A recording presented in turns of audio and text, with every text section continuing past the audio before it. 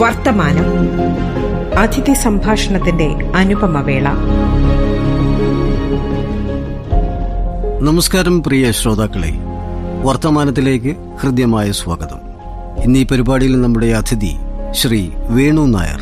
അദ്ദേഹം ചലച്ചിത്ര സംവിധായകനാണ്, ഡോക്യുമെന്ററി സംവിധായകനാണ്, നിരവധി അന്താരാഷ്ട്ര പുരസ്കാരങ്ങൾ നേടിയ വ്യക്തിയാണ്.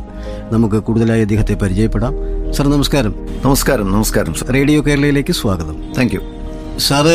ഞാൻ ആമുഖത്തിൽ പറഞ്ഞതുപോലെ കുറേ വർഷങ്ങളായി, പതിറ്റാണ്ടുകളായി മലയാള സിനിമയിലും ഡോക്യുമെന്ററി രംഗത്തുമൊക്കെ പ്രവർത്തിക്കുന്ന വ്യക്തിയാണ്.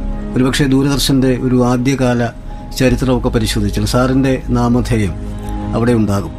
അപ്പോൾ അത്തരത്തിൽ ഡോക്യുമെന്ററികളുമൊക്കെ ചെയ്ത വ്യക്തിയാണ്. ഈ ഒരു യാത്ര ഇപ്പോൾ ഒന്ന് ഓർത്തെടുക്കുമ്പോൾ എങ്ങനെയാണ്? 1990 ഞാൻ ആദ്യമായിട്ട് ഈ ചലച്ചിത്ര മേഖലയിലേക്ക് എത്തുന്നത്. അത് ജാതക കഥകൾ എന്ന് പറയുന്നൊരു സീരിയലുമായിട്ടാണ് നമ്മുടെ ആദ്യത്തെ ഫസ്റ്റ് പ്രൊഡക്ഷൻ. അത് 90 അതിന്റെ പൈലറ്റ് എടുക്കുകയും 93 ടെലികാസ്റ്റ് ചെയ്യുകയും ചെയ്തു. ദൂരദർശൻ. അന്ന് ദൂരദർശൻ മാത്രമല്ലേ ഉള്ളൂ. അന്ന് നമ്മുടെ ലോ ബാൻഡ് യുമാറ്റിക്കിൽ ഷൂട്ട് ചെയ്തൊരു സംഗതിയാണ്. അതിനുശേഷം 2025 എത്തി നിൽക്കുമ്പോൾ ഏതാണ്ട് ഒരു 150ഓളം പ്രോജക്റ്റുകൾ, അത് feature films, documentaries, advertisement films, corporate films, ഇതെല്ലാം ഉൾപ്പെടെ ഏതാണ്ട് 150ഓളം പ്രോജക്റ്റുകൾ ചെയ്തിട്ടുണ്ട്. അതിന് സംസ്ഥാന സർക്കാരിന്റെ തന്നെ 7 അവാർഡുകൾ കിട്ടിയിട്ടുണ്ട്. പിന്നെ ഒരു നാഷണൽ അവാർഡുണ്ട്. പിന്നെ ഒരു 50ലധികം ഇന്റർനാഷണൽ പുരസ്കാരങ്ങൾ കിട്ടിയിട്ടുണ്ട്. അതാണ് നമ്മുടെ ഒരു സംഗതി. അപ്പം അതിനകത്ത് നമ്മൾ 2019 ആയിരുന്നു എൻ്റെ ആദ്യത്തെ ഫീച്ചർ ഫിലിം, ജലസമാധി എന്ന് പറഞ്ഞൊരു ഫീച്ചർ ഫിലിം. അതിൻ്റെ കഥയും തിരക്കഥയും പ്രസിദ്ധ നോവലിസ്റ്റ് ശ്രീ സേതു ആയിരുന്നു. അതിനകത്ത് ഇപ്പോൾ നാഷണൽ അവാർഡ് കിട്ടിയ ശ്രീ MS ഭാസ്കർ ആണ് അതിനകത്തെ മെയിൻ ക്യാരക്ടർ അവതരിപ്പിച്ചത്. നമ്മുടെ ജലസമാധിയിൽ ഒരു അതിഗംഭീര ക്യാരക്ടറായിരുന്നു അദ്ദേഹം ചെയ്തത്. പക്ഷെ നിർഭാഗ്യവശാൽ അദ്ദേഹത്തിന് അതിന് ഒരു റെക്കഗ്നീഷൻ കിട്ടിയില്ല. അല്ല, ഇറ്റ്സ് ഓക്കെ. അതിപ്പം എല്ലായ്പ്പോഴും എല്ലാ കാര്യങ്ങളും നല്ലത് സംഭവിക്കണമെന്നില്ലല്ലോ. സോ അത് നമുക്ക് പ്രശ്നമല്ല. അതുപോലെ തന്നെ അത് വളരെ ക്രിട്ടിക്കലി അക്ലൈംഡ് ആയിട്ടുള്ള ഒരു സിനിമയായിരുന്നു. അതുകൊണ്ട് അത് 56 ഫെസ്റ്റിവലിൽ അത് പോവുകയും 51ഓളം പുരസ്കാരങ്ങൾ കിട്ടുകയും ചെയ്തു. അതാണ് അതിൻ്റെ ഒരു നട്ഷലിൽ എന്നെ കുറിച്ച് പറയാനുള്ളത്. സാറ് ദൂരദർശന്റെ ഒരു തുടക്കകാലം മുതൽ ദൂരദർശനുമായി പ്രവർത്തിക്കുന്നുണ്ട്. അപ്പോൾ ഈ ഒരു കാലഘട്ടത്തിൻ്റെ ഒരു മാറ്റം സാർ ഇപ്പോൾ പറഞ്ഞു, അതിൻ്റെ ടെക്നോളജിയെ സംബന്ധിച്ചൊക്കെ പറഞ്ഞു. ആ ഒരു കാലഘട്ടത്തിൻ്റെ ഒരു ചിത്രീകരണവും ഇപ്പോഴത്തെ ഒരു ട്രെൻഡും ഒക്കെ എങ്ങനെയാണ്? അന്ന് നമ്മൾ ലോ ബാൻഡ് യുമാറ്റിക്കിൽ ഷൂട്ട് ചെയ്തിരുന്നൊരു കാലമാണ്. അപ്പം അത് ടെക്നോളജിയുടെ ഒരു പ്രിലിമിനറി ഒരു സ്റ്റേജാണ്. ഒരു ഫിലിമുണ്ട്. ഇപ്പം ഫിലിം, ചില അഡ്വർടൈസ്മെന്റ് ഫിലിംസ് ഒക്കെ നമ്മൾ ചെയ്തിരിക്കുന്നത് ഫിലിമിലാണ്. അപ്പോൾ ലോ ബാൻഡ് യുമാറ്റിക്കിൽ നിന്ന് ഇപ്പം നമ്മൾ എത്തി നിൽക്കുന്ന ഈ ഡിജിറ്റൽ യുഗത്തിലേക്ക് വലിയൊരു ഒരു ട്രാവലുണ്ട്. അപ്പോൾ ഈ 90കളിൽ ഈ മേഖലയിലേക്ക് വന്ന ഒരാൾ എന്ന നിലയിൽ എനിക്കിതൊക്കെ വളരെ അടുത്ത് എക്സ്പീരിയൻസ് ചെയ്യാനും അത് ഉപയോഗിക്കാനും ഒക്കെ ഒപ്പം സഞ്ചരിക്കാനും കഴിയും. ഒപ്പം സഞ്ചരിക്കാനും അത് ഉപയോഗിക്കാനും ഒക്കെയുള്ള അവസരങ്ങൾ ഉണ്ടാകിയിട്ടുണ്ട്. പക്ഷെ എനിക്ക് തോന്നുന്നത് എനിക്ക് മുമ്പും അതിന് ശേഷവും വന്ന ആളുകൾക്ക് ഒരുപക്ഷെ ഇത് സാധിക്കണമെന്നില്ല. ഇപ്പം നമ്മളിപ്പോൾ എത്തി നിൽക്കുന്ന ഈ AI പോലുള്ള വലിയ അത്യാധുനിക സാങ്കേതിക വിദ്യ വരെ നമ്മുടെ മുന്നിൽ നിൽക്കുകയാണ്. അന്നൊക്കെ നമ്മൾ അറിയാമല്ലോ, ലീനിയർ എഡിറ്റിംഗ് ആണ്. എഡിറ്റിംഗ് എന്ന് പറഞ്ഞാൽ നമ്മൾ ഒരു സാധനം നമ്മൾ ഇന്ന് ഫൈനലൈസ് ചെയ്ത് അന്ന് ഫൈനലൈസ് ചെയ്തോളണം. പിന്നെ അതിനകത്ത് ഒരു കറക്ഷനും ഒന്നും പോസിബിൾ അല്ല. അപ്പൊ അത്രമാത്രം വളരെ ക്രൂഡായിട്ടുള്ള ഒരു ടെക്നോളജിയിൽ നിന്ന് നമ്മളിപ്പോൾ ഇവിടെ എത്തി നിൽക്കുക എന്ന് പറയുന്നത് അവിശ്വസനീയമാണ് അന്നത്തെ കാലത്ത്.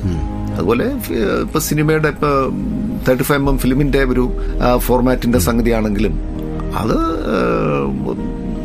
അതെന്ന് പറഞ്ഞാൽ അത് അത്ര കോംപ്ലിക്കേറ്റഡ് ആയിട്ടുള്ള ഒരു പ്രോസസ്സാണ്. ഫിലിമിന്റെ ഒരു 35mm ഫിലിം അത് പ്രോസസ്സ് ചെയ്ത് തിയേറ്ററിൽ എത്തിക്കുക എന്ന് പറയുന്നത്. ഇന്നിപ്പോൾ സംബന്ധിച്ചു കഴിഞ്ഞാൽ ആ തരത്തിലുള്ള ഒരു കോംപ്ലിക്കേഷൻസ് ഒന്നുമില്ല. ഡിജിറ്റൽ സംഗതിയാണ്.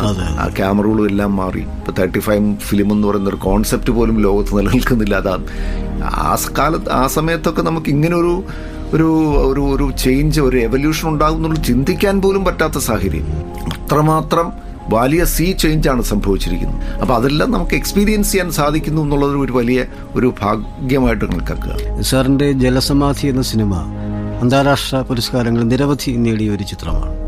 അപ്പോൾ എൻ്റെ ചോദ്യം, ആ ഒരു കാലഘട്ടത്തിലെ സിനിമ നിർമ്മാണവും അതിൻ്റെ സംവിധാനവും പുതിയ കാലഘട്ടവുമായി തട്ടിച്ചു നോക്കുമ്പോൾ അപ്പാടെ മാറിയിട്ടുണ്ട്. ഇപ്പോൾ ശരിക്കും പറഞ്ഞാൽ ഒരു പണം വാരി ചിത്രങ്ങൾ, അത്തരത്തിലുള്ളൊരു രീതിയിലേക്ക് സിനിമ വ്യവസായം തന്നെ മാറിയിട്ടുണ്ട്.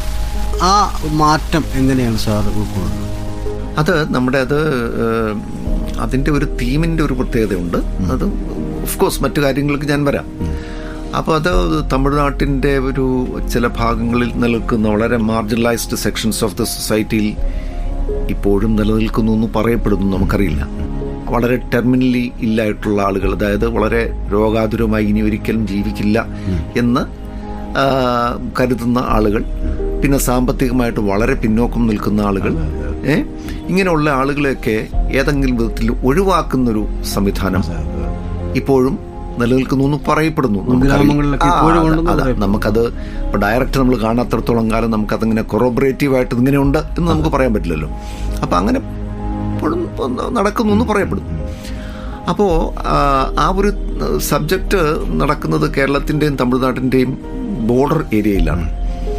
അപ്പോൾ തമിഴും മലയാളവും ചേർന്ന മിക്സ് ലാംഗ്വേജാണ് സംസാരിക്കുന്നത്. ഇപ്പോൾ തമിഴ്നാട്ടിലെ വളരെ പ്രശസ്തനായ നടൻ MS ഭാസ്കറാണ് അതിനകത്ത് പ്രധാന കഥാപാത്രമായിട്ട് അവതരിപ്പിച്ചത്. അപ്പം അത് ഈ പറഞ്ഞ കാറ്റഗറിയിൽ വരുന്ന ഒരു സ്റ്റോറിയല്ല, ഡിഫറെൻ്റ് ആയിട്ടുള്ള ഒരു സ്റ്റോറിയാണ് നമ്മൾ ട്രീറ്റ് ചെയ്തത്. കാരണം ഇത് പുള്ളി ആ കുഗ്രാമത്തിൽ നിലനിൽക്കുന്ന ഒരു ഫാക്ടറി ഉണ്ട്. ആ ഫാക്ടറിയിൽ ഇപ്പോഴും ജോലിക്കാരനാണ്. അപ്പോൾ അവിടെ ആ ഫാക്ടറിയിൽ ആരും റിട്ടയർ ചെയ്യുന്നില്ല. 60 വയസ്സിന് മുമ്പ് എല്ലാവരും കൊല ചെയ്യപ്പെടുകയാണ്. പക്ഷെ സ്വാഭാവിക മരണമായിട്ട് ചിത്രീകരിക്കുന്നു. അത് സമൂഹവും വീട്ടുകാരും നാട്ടുകാരും സർക്കാർ സംവിധാനവും എല്ലാം ഒരേപോലെ നിന്നുകൊണ്ട് ഈ കൊലപാതകത്തെ ന്യായീകരിക്കുകയാണ്. പല റിച്വലിൻ്റെയും മേലങ്കി അണിഞ്ഞുകൊണ്ട് ഇത്തരത്തിലുള്ള ഇൻഹ്യൂമനായിട്ടുള്ള പ്രവർത്തനങ്ങൾ ന്യായീകരിക്കുകയാണ്. അപ്പോൾ 60 വയസ്സിന് മുമ്പ് മരിക്കുകയാണെന്നുണ്ടെങ്കിൽ ആ കുടുംബത്തിൽ ഒരാൾക്ക് ജോലി ആ ഫാക്ടറിയിൽ കിട്ടും. അപ്പോൾ അത്തരത്തിലുള്ള ഒരു കഥയാണ് നമ്മൾ ഇതിനകത്ത് എക്സ്പ്ലോർ ചെയ്തിരിക്കുന്നത്. അപ്പോൾ അതൊന്ന്. അപ്പോൾ അതിന് നമുക്ക് വളരെ പരിമിതമായ സൗകര്യങ്ങൾ മതി. പക്ഷെ പരിമിതമായ സൗകര്യങ്ങൾ നമ്മളത് ഈ പറഞ്ഞ പോലെ അത് നമ്മൾ ട്രീറ്റ് ചെയ്യുന്നതാണല്ലോ. ഇപ്പോൾ പരിമിതമായ സൗകര്യങ്ങൾ ഞാനിപ്പോൾ 12 മണിക്കാണ് ഷൂട്ടിംഗ് തുടങ്ങുന്നതെങ്കിൽ എത്ര ദിവസം ഷൂട്ട് ചെയ്യേണ്ടി വരും? അപ്പം നമ്മൾ വളരെ വളരെ വെൽ ഡിസിപ്ലിൻഡ് ആയിട്ട് നമ്മൾ കാലത്തെ 7:30 മണിക്ക് നമ്മൾ ആദ്യത്തെ ഷോട്ട് എടുക്കുന്നു. അത് രാത്രി ഏതാണ്ട് ഒരു 9 മണി 9:30 മണി വരെ അത് പോവും. അങ്ങനെ വളരെ വെൽ ഡിസിപ്ലിൻഡ് ആയിട്ടുള്ള ഒരു സെറ്റാണ് അത്. യൂഷ്വലി ഈ 150 പ്രോജക്റ്റ്, ഈ 35 വർഷത്തിനിടയും എല്ലാ വർക്കുകളും അങ്ങനെ തന്നെയാണ്. അതിനകത്തൊരു മാറ്റമില്ല. എൻ്റെ കൂടെ വർക്ക് ചെയ്യുന്നവർക്ക് എല്ലാവർക്കും അറിയാം. 10, 20, 25 വർഷമായിട്ട് എൻ്റെ കൂടെ വർക്ക് ചെയ്യുന്ന ആളുകളുണ്ട്. നിരന്തരം എൻ്റെ കൂട്ടത്തിൽ വർക്ക് ചെയ്യുന്ന ആളുകളുണ്ട്. അപ്പം ഞാൻ എന്നെ സംബന്ധിച്ചോളം എൻ്റെ കൂട്ടത്തിൽ ഒരു ടെക്നീഷ്യൻ, ഒരു ആർട്ടിസ്റ്റ് വർക്ക് ചെയ്യുന്നു കഴിഞ്ഞാൽ അത് വർക്ക് കഴിഞ്ഞിട്ട് പിന്നെ അവരുമായിട്ടൊരു ബന്ധമില്ലാത്തൊരു സംഗതിയല്ല. ശരിക്കും അവരുമായിട്ട് ഞാൻ സമ്പർക്കത്തിലാണ്. അപ്പോൾ എൻ്റെ ഒരു ആവശ്യം, എൻ്റെ ഒരു പ്രോജക്റ്റ് എന്ന് പറഞ്ഞു കഴിഞ്ഞാൽ അവർ ചെയ്യുന്ന ജോലി എന്താണോ അത് അവിടെ ഇട്ടിട്ട് ഓടി എൻ്റെ അടുത്തേക്ക് വരും. ഒരുപക്ഷെ ഞാൻ കൊടുക്കുന്ന റെമ്യൂണറേഷൻ, മറ്റുള്ളവർ കൊടുക്കുന്ന റെമ്യൂണറേഷൻ പോലും ഞാൻ കൊടുക്കാറില്ല. കാരണം നമ്മൾ ചെയ്യുന്നൊരു ഓഫ് ബീറ്റ് തരത്തിലുള്ള സിനിമകളാണ്. അപ്പോൾ കൊടുക്കാനുള്ളത് വളരെ കൃത്യമായിട്ട് നമ്മൾ കൊടുക്കും. അപ്പോൾ അതുകൊണ്ടൊക്കെ കൂടി ആയിരിക്കണം. പിന്നെ നമ്മുടെ ഒരു നല്ല വർക്കിൽ സഹകരിക്കണം എന്നുള്ളൊരു താല്പര്യവും എത്ര കമേഴ്ഷ്യൽ സിനിമ ചെയ്യുന്ന ആളുകൾക്കും ഉണ്ടാവുമല്ലോ. നല്ലൊരു വർക്കിൽ സഹകരിക്കാം, നല്ലൊരു വർക്കാണ്, അത് അംഗീകരിക്കപ്പെടും, അല്ലെങ്കിൽ നമുക്ക് ഡിഫറെൻ്റ് ആയിട്ടുള്ളൊരു പ്രകടനം നടത്താൻ സാധിക്കും എന്നൊക്കെയുള്ളൊരു പ്രതീക്ഷ കൊണ്ടാണ് അവർ നമ്മളുമായിട്ട് സഹകരിക്കുന്നത്. അപ്പോൾ അങ്ങനെ ഒരു എല്ലാവരുമായിട്ടുള്ള ഒരു സഹകരണത്തിൻ്റെ സംഗതി ഉണ്ട്. പക്ഷേ ഈ പറഞ്ഞുള്ള ഡിസിപ്ലിൻ, വളരെ പ്ലാൻഡ് ആയിട്ടുള്ള ബഡ്ജറ്റ്, ഡിസിപ്ലിൻ, ഇതൊക്കെ ഞാൻ ചെയ്യുന്ന കാലഘട്ടത്തിൽ ഇപ്പോഴും ഞാൻ ചെയ്യുന്നുണ്ട്. പക്ഷെ അത് ഇന്നത്തെ പുതിയ കാലഘട്ടത്തിൽ അത് സംഭവിക്കുന്നില്ല. ഇന്നത്തെ പുതിയ കാലഘട്ടത്തിൽ ഇപ്പോൾ സിനിമ എന്ന് പറഞ്ഞാൽ 150 ദിവസം 200 ദിവസവും 250 ദിവസമൊക്കെയാണ് ഷൂട്ട് ചെയ്യുന്നത്. അത് ബോക്സ് ഓഫീസിൽ എത്രമാത്രം കളക്ട് ചെയ്യുന്നുണ്ട് ഇപ്പോൾ ഈയിടയ്ക്ക് പത്രങ്ങളിലൊക്കെ വന്ന് എല്ലാവരും കണ്ടു കാണുമല്ലോ. ഈ 30, 40, 50 കോടി രൂപ ചിലവാക്കുന്ന സിനിമ പലതും 50 ലക്ഷം പോലും കളക്ട് ചെയ്യാതെ പരാജയപ്പെടുകയും ചെയ്തു. അപ്പോൾ നമ്മുടെ ഒരു മലയാള സിനിമയെ സംബന്ധിച്ചിടത്തോളം നമുക്കൊരു 3.5 കോടി ജനങ്ങളെ ഇവിടെ ഉള്ളൂ. അതിനുള്ളൊരു വളരെ ലിമിറ്റഡ് ആയിട്ടുള്ളൊരു മാർക്കറ്റേ ഉള്ളൂ. അത് ഞാൻ പാൻ ഇന്ത്യൻ സിനിമയാക്കി ചെയ്യും, ഞാൻ ഹോളിവുഡ് ലൈനിൽ ചെയ്യും എന്നൊക്കെ പറഞ്ഞാൽ അത് ചെയ്യുന്നതിന് കുഴപ്പമില്ല. പക്ഷേ അതിലുള്ള കണ്ടന്റ് അത്രമാത്രം സ്ട്രോങ് ആയിരിക്കണം, അത്രമാത്രം അത് മേക്കിംഗ് അത്രമാത്രം സ്ട്രോങ് ആയിരിക്കണം. സാറിൻ്റെ ഒരു കാഴ്ചപ്പാടിൽ ഒരു കഥ തന്നെയാണോ ഒരു സിനിമയെ പരിപോഷിപ്പിക്കുന്നത്? കഥ തന്നെയാണ്. കഥ ഇമ്പോർട്ടൻ്റ് ആണ്, പക്ഷെ അതെങ്ങനെ പറയുന്നു എന്നുള്ളതാണ് പ്രധാനം. അത് എത്രമാത്രം ഇപ്പം ആളുകളിപ്പം കഥ എന്ന് പറഞ്ഞാൽ 7 തരം കഥകളേ ഉള്ളൂ ഈ ലോകത്ത്. അതെല്ലാവരും പലതരത്തിലും പറഞ്ഞു കഴിഞ്ഞു. ആ കഥകളെ എങ്ങനെ നമുക്ക് ഡിഫറൻ്റ് ആയിട്ട് പ്രസന്റ് ചെയ്യാം എന്നുള്ളതാണ് വിഷയം. അത് എത്രമാത്രം ഡിഫറൻ്റ് ആയിട്ട് പ്രസന്റ് ചെയ്യുന്നോ ആ പടം വിജയിക്കും. അതിന് സൂപ്പർ സ്റ്റാർ വേണ്ടെന്നല്ല കേട്ടോ ഈ പറയുന്നത്. അതുണ്ടെങ്കിൽ നല്ല കാര്യം. കാരണം ആദ്യമേ ആളുകൾക്ക് തിയേറ്ററിൽ ഇന്നയാളുണ്ട് എന്ന് പറയുമ്പോൾ തന്നെ അതിനൊരു പ്ലസ് പോയിന്റ്. ഇന്നയാളുണ്ട്, ശരി, എന്നാൽ നമുക്ക് കണ്ടുകളയാം. മാർക്കറ്റിംഗ് അതാണ്. അതേസമയം അത്ര നോൺ അല്ലാത്ത ഒരാളിനെ വെച്ച് കഴിഞ്ഞാൽ അത് പിന്നെ മൗത്ത് പബ്ലിസിറ്റി വഴി പ്രചരിച്ചു വരണം, ആളുകൾ കയറണമെങ്കിൽ. ഇതിപ്പോ ആദ്യം ഇന്നയാൾ, ശരി നമുക്ക് പോവാം. അതിനകത്ത് വേറെ ഒരു ഇൻട്രൊഡക്ഷന്റെ ആവശ്യമില്ല. മറ്റേന്ന് പറഞ്ഞാൽ അത് നല്ല സിനിമയാണോ? നല്ല സിനിമയാണ്. എന്നിട്ട് അതിന്റെ റേറ്റിംഗും കൂടെ നോക്കിയിട്ടാണ് ഇന്നത്തെ കാലത്ത് ആളുകൾ തിയേറ്ററിൽ പോകും. പല സ്വഭാവ വിശേഷണങ്ങളുള്ള മലയാള സിനിമാ താരങ്ങൾ നമുക്കുണ്ട്. അപ്പൊ പലരുമായും സാറ് അടുത്ത ബന്ധം ഉള്ളതാണ്. ഇപ്പൊ പ്രേംനസീറിനെ കുറിച്ച് സാറ് ഒരിക്കൽ പറയുകയുണ്ടായി. പ്രേംനസീർ ഇത്രത്തോളം ഏത് രീതിയിലും ഏത് സാഹചര്യത്തിലും ഇണങ്ങി പെരുമാറാനും ജീവിക്കാനും കഴിവുള്ളൊരു നടനാണ് പ്രേംനസീർ. പ്രേംനസീർ എന്ന് പറയുന്നത് നമ്മുടെ ഒരു ഹീറോ സങ്കല്പത്തിന്റെ ഉദാത്തമായ ഒരു പ്രതീകമാണ്. അദ്ദേഹം ഏറ്റവും നല്ല ക്വാളിറ്റീസ് ഒരു സിനിമാ താരം എന്ന നിലയിൽ മാത്രമല്ല, ഒരു മനുഷ്യൻ എന്ന നിലയിലും എത്രമാത്രം ക്വാളിറ്റീസ് ഉണ്ടായിരിക്കണം എന്നുള്ളതിൻ്റെ ഒരു എന്താണ് പറയുക, ഒരു പേഴ്സോണിഫിക്കേഷനാണ്. അപ്പോൾ അത് അദ്ദേഹവുമായിട്ട് വേറെ ഒരാളുമായിട്ടും നമുക്ക് കമ്പയർ ചെയ്യാൻ പറ്റില്ല. വേറെ ഉള്ളവരൊക്കെ അവർക്ക് അവരുടേതായ യുണീക്ക് പ്ലേസസ് ആണ്.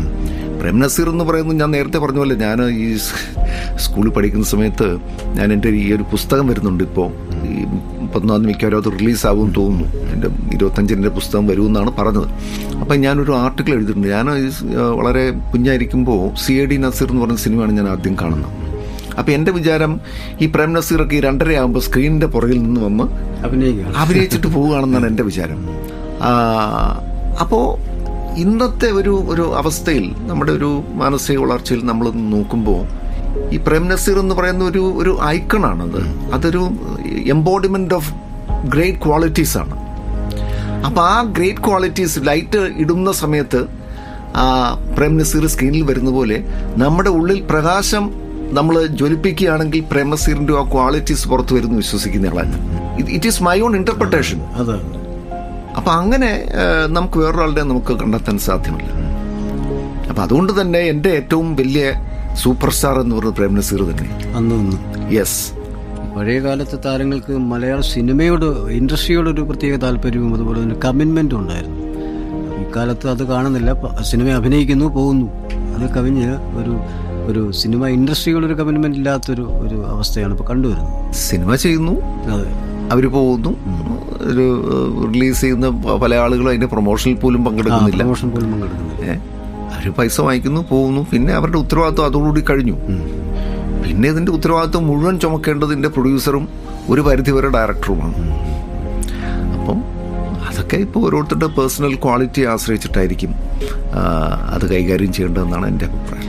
സാറ് ചെയ്ത സിനിമകൾക്കൊക്കെ നിരവധി അവാർഡുകൾ ലഭിച്ചിട്ടുണ്ട്. ഈ പൊതുവെ ഒരു ധാരണയുണ്ട്, മലയാള സിനിമ അല്ലെങ്കിൽ ലോക സിനിമ ആയിക്കോട്ടെ, അവാർഡിന് പരിഗണിക്കണമെങ്കിൽ പ്രത്യേക ചില രസക്കൂട്ടുകൾ അതിനുണ്ടാകണം എന്ന് പറയുന്നതിൽ എന്താണ് വാസ്തവം?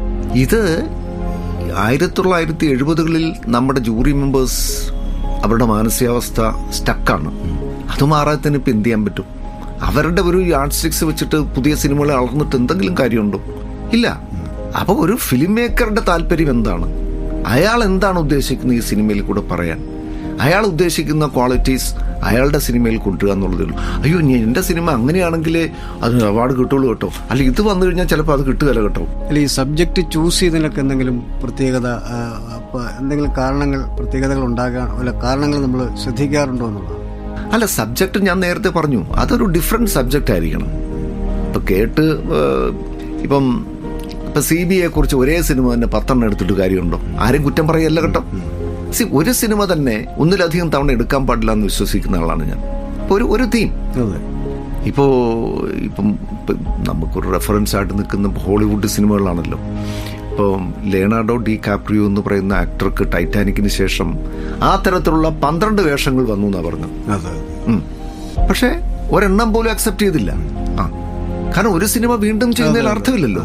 അപ്പം അതുകൊണ്ട് നമ്മൾ പറയേണ്ട വിഷയം നോവൽ സബ്ജക്റ്റ് ആയിരിക്കണം, പറയുന്ന രീതി വ്യത്യസ്തമായിരിക്കണം, അതിനകത്ത് പാട്ടാകാൻ പാടില്ല. അതല്ലെങ്കിൽ ഇപ്പം ഞാൻ ജലസമാധി ചെയ്യുന്ന സമയത്ത് ചില അടിയിടി സീനുകളൊക്കെ ഉണ്ട്. അപ്പോൾ എഫക്ട്സ് ഇരുന്ന ആൾ സാറേ ഇത് ഈ ഇഫക്റ്റ് വെച്ച് കഴിഞ്ഞാൽ അവാർഡിന് പോകുമ്പോൾ പ്രശ്നം വരികയല്ലേ. ഞാൻ പറഞ്ഞു ഒരു പ്രശ്നവുമില്ല, എനിക്ക് കിട്ടിയില്ലെങ്കിൽ വേണ്ട. ഞാൻ ഉദ്ദേശിക്കുന്ന കാര്യം എൻ്റെ പ്രേക്ഷകരിലേക്ക് ഇത് എത്തിക്കാൻ സാധിക്കുമോ ഇല്ലയോ, അതിന് വേണ്ടത് എന്താണോ ഉപയോഗിക്കേണ്ടത് അത് ഞാൻ ഉപയോഗിക്കും.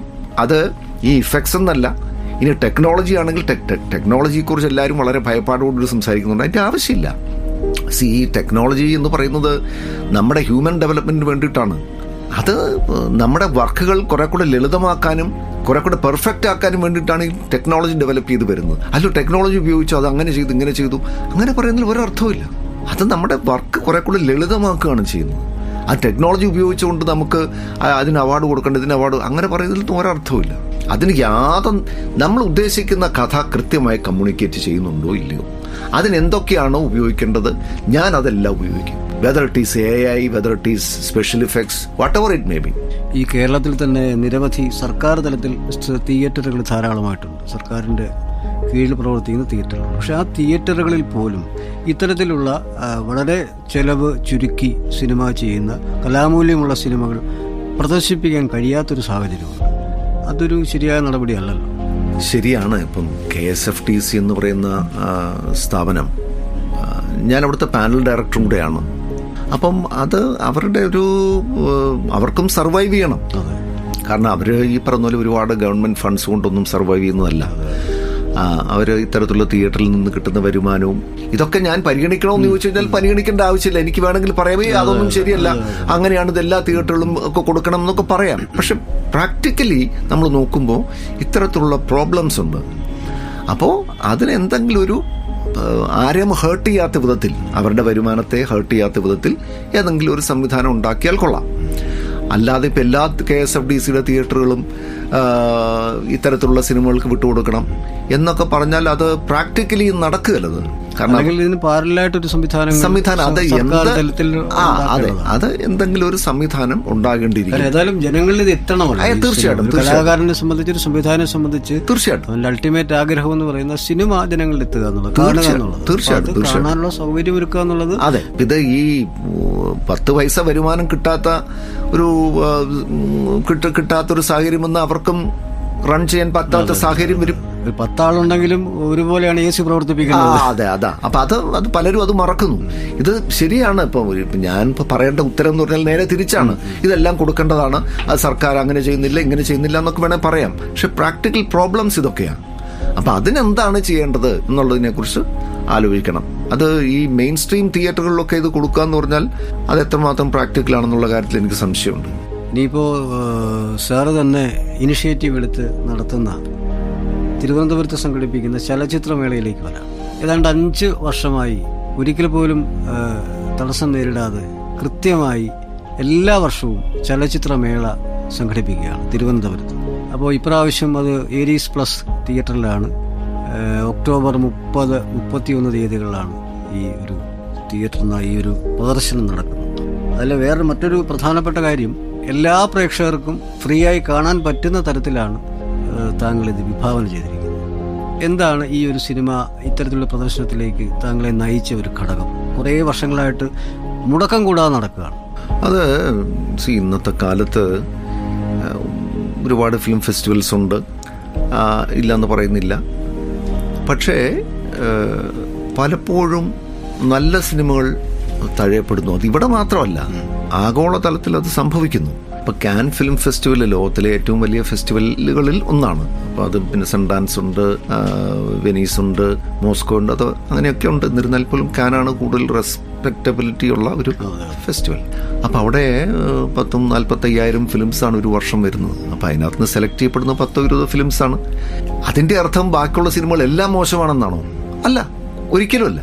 അപ്പം അത് ഇപ്പം അത്തരത്തിലുള്ള സിനിമകൾ ഇപ്പം നമുക്കിവിടെ ഇപ്പം 10-20-30 സിനിമ കാണിച്ചെന്ന് വിചാരിച്ചിട്ട് അതെല്ലാം കോമ്പൻസേറ്റ് ചെയ്യുന്നല്ല, നമ്മളെ കൊണ്ടാവുന്നത് നമ്മൾ ചെയ്യുന്നു. അപ്പം അത്തരത്തിലുള്ള സെലക്ഷൻ കിട്ടാതെ പോകുന്ന, അർഹിക്കുന്ന സിനിമകൾക്ക് അംഗീകാരം കിട്ടാതെ പോകുന്ന സിനിമകൾ നമ്മുടേതായ ഒരു ചെറിയ ലെവലിൽ ഉള്ള ആ ഫിലിം മേക്കേഴ്സിനെ പ്രോത്സാഹിപ്പിക്കുക എന്നുള്ള ഉദ്ദേശത്തിലാണ് നമ്മളിത് വിഭാവനം ചെയ്തിരിക്കുന്നത്. 5 വർഷം മുമ്പ് ഞാനും ശരത്തും പിന്നെ സുരേഷ് ഉണ്ണിത്താനും ജയചന്ദ്രനും പിന്നെ ചെന്നൈയിലെ രജത് കുമാറും ഒക്കെ ചേർന്നുകൊണ്ട് ഇങ്ങനെ ഒരു സംഗതി പ്ലാൻ ചെയ്തപ്പോൾ ഇത് ഐഡിയ വളരെ നല്ലതാണ്, പക്ഷേ ഇത് നടത്തിക്കൊണ്ട് പോവുക എന്ന് പറയുന്നത് അത്ര എളുപ്പമുള്ളൊരു കാര്യമല്ല. അതുകൊണ്ട് വളരെ ജാഗ്രതയോട് മുന്നോട്ട് പോകണം എന്നുള്ള ഒരു തീരുമാനത്തിലായിരുന്നു എത്തിയിരുന്നത്. അപ്പം ഞാൻ പറഞ്ഞു നമുക്ക് എന്തായാലും നോക്കാം. നമുക്കിപ്പോൾ ഒരു എന്ത് കാര്യവും നമ്മൾ ഇറങ്ങി പുറപ്പെടാതെ നമുക്ക് പറയാൻ പറ്റില്ലല്ലോ. അത് നമുക്കൊരു പെട്ടെന്നൊരു കൺക്ലൂഷനിലേക്ക് എത്താൻ പറ്റില്ലല്ലോ. അത് നമ്മൾ എക്സ്പീരിയൻസ് ചെയ്യുമ്പോൾ അതിൻ്റെ പ്രോബ്ലംസ് എന്തൊക്കെയാണെന്ന് നോക്കിയിട്ട് അത് പരിഹരിച്ച് മുന്നോട്ട് പോകാൻ പറ്റുമെങ്കിൽ നമുക്ക് പോകാം. എന്തായാലും നമുക്ക് ശ്രമിക്കാം. അങ്ങനെയാണ് നമ്മളത് 2000 അത് പ്ലാൻ ചെയ്യും. 2001 ആദ്യത്തെ ഫെസ്റ്റിവൽ നടത്തുകയും ചെയ്തത്. അപ്പോൾ അതിനുശേഷം നമ്മൾ 5ാമത്തെ വർഷം എത്തി നിൽക്കുന്നു. അപ്പം അത് വളരെ വളരെ സന്തോഷമുള്ള ഒരു കാര്യമാണത്. വളരെ ചാരിതാർത്ഥ്യമുള്ളൊരു കാര്യമാണ്. 5 വർഷം മുടക്കമില്ലാതെ നമ്മൾ അത് നടത്തിക്കൊണ്ടുപോകാൻ സാധിച്ചത്. നമ്മളിതിനകത്ത് നിന്ന് കിട്ടുന്ന എൻട്രി ഫീ എന്നൊക്കെ പറയുന്നത് വളരെ തുച്ഛമായ ഒരു എൻട്രി ഫീ ആണ്. നമ്മളെ സഹായിക്കുന്ന സ്പോൺസേഴ്സ് ഉണ്ട്. ആ സ്പോൺസേഴ്സിന് എൻ്റെ സഹായമില്ലെങ്കിൽ ഒരു കാരണവശാലും നമുക്കിത് ചെയ്യാൻ പറ്റില്ല. അപ്പോൾ ആ സ്പോൺസേഴ്സിനെ നമ്മൾ ഈ അവസരത്തിൽ ഞാൻ പ്രത്യേകം സ്മരിക്കാൻ ആഗ്രഹിക്കുന്നു. അപ്പം ഇതാണ് നമ്മുടെ ഒരു ലക്ഷ്യം. ഇതാണ് ഒരു ലെസ് ഫോർച്ചുനേറ്റ് ആയിട്ടുള്ള film makers across the world, അവരെ നമ്മളാൽ കഴിയുന്ന വിധം അവർക്കൊരു പ്ലാറ്റ്ഫോം കൊടുക്കുക, ഒരു പ്രോത്സാഹനം കൊടുക്കുക. അവർക്ക് അവരുടെ സിനിമകൾ ഇപ്പം മാസിഡോണിയയിൽ നിന്ന് വന്നിരിക്കുന്ന സിനിമ കേരളത്തിൽ തിരുവനന്തപുരത്ത് കാണിക്കുന്നു എന്ന് പറയുമ്പോൾ അതൊരു വലിയ കൾച്ചറൽ ചേഞ്ച് അല്ലേ. അതൊരു എക്സ്പീരിയൻസ് ചെയ്യാനായിട്ട് നമ്മുടെ കുറച്ച് ആളുകൾക്കാണെങ്കിലും അത് സാധിക്കുന്നു. അപ്പോൾ അങ്ങനെ ഒരു ഉദ്ദേശമാണ് നമ്മുടെ ഈ ഫെസ്റ്റിവൽ ഉദ്ദേശിക്കുന്നത്. സാറിപ്പോൾ ശരിക്കും പറഞ്ഞാൽ ഒരു പുരോഗമനത്തിൻ്റെ പാതയിലാണ്. കാര്യം കഴിഞ്ഞ പ്രാവശ്യമൊക്കെ നടന്നത് ഒരു ഓഡിറ്റോറിയത്തിലാണെങ്കിൽ ഈ 3 ദിവസവും നടന്നെങ്കിൽ പോലും ഇപ്രാവശ്യം അതൊരു തിയേറ്ററിലേക്ക് പ്രദർശനം മാറ്റാൻ സാങ്കേതിക കഴിഞ്ഞു. അതൊരു വലിയ നേട്ടമല്ലേ? തീർച്ചയായിട്ടും. കാരണം വേറെ എവിടെ കാണിച്ചാലും ഒരു തിയേറ്റർ എക്സ്പീരിയൻസ് കിട്ടാതെ ഞാൻ ഒരിക്കലും തൃപ്തനായിരുന്നില്ല. അപ്പം ഇപ്പം ഭാരത് ഭവനിൽ കാണിച്ചാലും അതല്ല വേറെ ഏതെങ്കിലും ഓഡിറ്റോറിയത്തിൽ കാണിച്ചാലും അതൊന്നും ഒരു തിയേറ്റർ അല്ലല്ലോ. ഇപ്പോൾ തിയേറ്റർ എക്സ്പീരിയൻസിൽ വേണം സിനിമ കാണാൻ. പ്രൊജക്ഷൻ ഏറ്റവും നന്നായി. As A film maker I am very very particular about that. നമ്മുടെ പ്രൊജക്ഷൻ വളരെ കൃത്യമായിരിക്കണം. ഇല്ലെങ്കിൽ നമ്മൾ എന്ത് ചെയ്തിരിക്കുന്നു അല്ലെങ്കിൽ ഫിലിം മേക്കർ എന്താണ് ചെയ്തിരിക്കുന്നത് എന്നുള്ളത് സ്ക്രീനിൽ കാണണ്ടേ. അതല്ലാതെ നമ്മൾ എന്ത് ന്യായം പറഞ്ഞാലും അതൊരിക്കലും നമുക്ക് ജസ്റ്റിഫൈ ചെയ്യാൻ പറ്റില്ല. എനിക്ക് അങ്ങനത്തെ എക്സ്പീരിയൻസസ് ഉണ്ട്. ഇപ്പം ഞാൻ എൻ്റെ ജലസമാധി ആണെങ്കിലും ഞാൻ കേരളത്തിൽ 1-2 ഫെസ്റ്റിവലുകളിൽ പോയി അത് അവർ കാണിച്ചപ്പോൾ ഞാൻ അങ്ങേയറ്റം നിരാശനായിപ്പോയി. കാരണം വളരെ മോശം പ്രൊജക്ഷൻ. അത് നമ്മുടെ സകല ആത്മവിശ്വാസവും തകർക്കുന്ന രീതിയിലുള്ള പ്രൊജക്ഷനായിരുന്നു. അപ്പം ഞാൻ അന്ന് തീർച്ചയാക്കി ഒരു കാരണവശാലും നമ്മുടെ സിനിമ വൃത്തിയുള്ള പ്രൊജക്ഷനുള്ള സ്ഥലത്ത് മാത്രമേ നമ്മളത് കൊടുക്കുകയുള്ളൂ. അതിൻ്റെ light, sound, visual clarity, effects ഇതെല്ലാം വളരെ കൃത്യമായി ഓഡിയൻസിന് കൺവേ ചെയ്യണം. അല്ലെങ്കിൽ നമ്മളിത് കണ്ടിട്ട് കാര്യമില്ല. ഈ തിരുവനന്തപുരത്ത് 2 ദിവസമായി, അതായത് 30-31 തീയതികളിലായി പ്രദർശനം നടക്കുമ്പോൾ അതിനകത്ത് ഏതൊക്കെ രാജ്യങ്ങളിൽ നിന്നുള്ള ഏതൊക്കെ തരത്തിലുള്ള സിനിമകളാണ് പ്രദർശനത്തിന് എത്തുന്നത്? നമ്മൾ ഇതിപ്പോൾ 9 രാജ്യങ്ങളിൽ നിന്നാണ് ഫിലിംസ് വന്നിരിക്കുന്നത്. ഏതാണ്ട് ഒരു 80 ഫിലിംസോളം വന്നിട്ടുണ്ട്. അതിനകത്ത് നമ്മൾ 19 ഫിലിംസാണ് കാണിക്കുന്നത്. അതായത് north Macedonia, USA, Mexico, Bulgaria, Belgium, Italy, France, Netherlands, സ്വാഭാവികമായിട്ടും ഇന്ത്യയിൽ നിന്നും ഒരു നല്ല ശതമാനം സിനിമയുണ്ട്. അപ്പം ഇതാണ് അതിൻ്റെ ഒരു സംഗതി. അപ്പോൾ ഇത് പ്രത്യേകം എടുത്തു പറയേണ്ട കാര്യമാണ്. പബ്ലിക്കിന് ഫ്രീ ആയിട്ട് ഈ സിനിമകളെല്ലാം കാണാനുള്ളൊരു അവസരം. തീർച്ചയായിട്ടും. അത് ജനങ്ങൾ കാണുക എന്നുള്ളതാണല്ലോ ഏറ്റവും പ്രധാനം. ഇതിപ്പോൾ മറ്റു പലരും നടത്തുന്നതെന്ന് പറഞ്ഞാൽ വളരെ സ്ട്രിക്റ്റ് ആയിട്ടുള്ള ഡെലിഗേറ്റ് ഫീസും അല്ലെങ്കിൽ അത്തരത്തിലുള്ള ഒരു സെക്യൂരിറ്റി സംവിധാനമൊക്കെ ഉപയോഗിച്ചുകൊണ്ടാണ്. അപ്പം നമ്മുടെ ഫെസ്റ്റിവൽ എല്ലാവർക്കും തുറന്നു കൊടുക്കുക. എല്ലാവരും കാണട്ടെ, എല്ലാവരും ഇഷ്ടപ്പെടട്ടെ, എല്ലാവരും വേൾഡ് സിനിമ കാണുകയും എൻജോയ് ചെയ്യുകയും ആ സംസ്കാരത്തിലുള്ള വ്യത്യാസം എല്ലാവരും മനസ്സിലാക്കട്ടെ. പലതരത്തിലുള്ള വിവിധങ്ങളായ സ്റ്റോറികൾ, ലോകത്ത് നടക്കുന്ന ആ വേദനയുടെയും പീഡനത്തിൻ്റെയും ഒക്കെ കഥകൾ, അല്ലെങ്കിൽ ലോകത്തിൻ്റെ വിവിധ ഭാഗങ്ങളിൽ ഇരുന്ന് ക്രിയേറ്റീവ് പ്രോസസ്സ് നടത്തുന്ന ചലച്ചിത്ര സംവിധായകരുടെയും അവരുടെ വർക്കുകളും ഒക്കെ ഇവിടെയുള്ള ആളുകൾ കാണട്ടെ.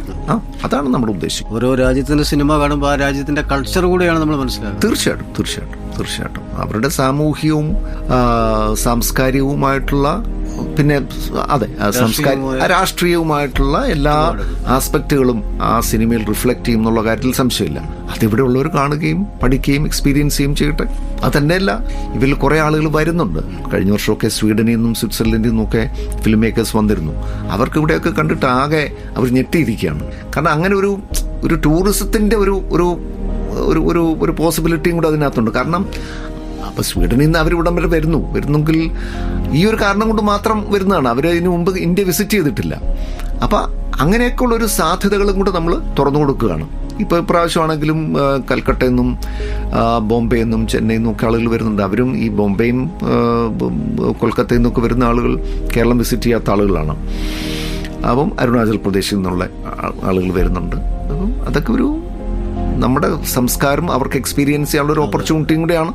അതൊക്കെയാണ് നമ്മൾ ഈ ഫെസ്റ്റിവൽ കൊണ്ട് ഉദ്ദേശിച്ചത്. പിന്നെ അവരെയൊക്കെ നേരിട്ട് കാണുകയും അവരുമായിട്ട് ഇന്ററാക്ട് ചെയ്യുകയും ചെയ്യാനൊക്കെ ഉള്ളൊരു ഓപ്പർച്യൂണിറ്റിയാണ്.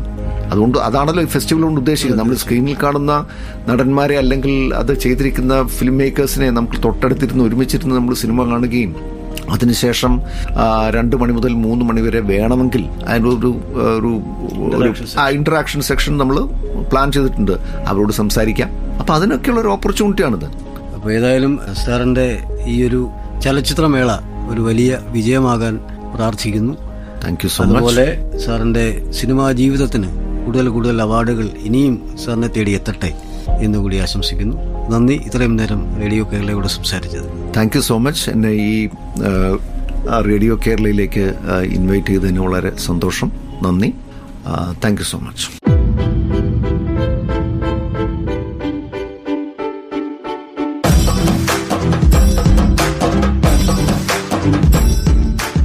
നിങ്ങൾ കേട്ടുകൊണ്ടിരിക്കുന്നത് റേഡിയോ കേരള മീഡിയ അക്കാദമിയുടെ ഓൺലൈൻ റേഡിയോ.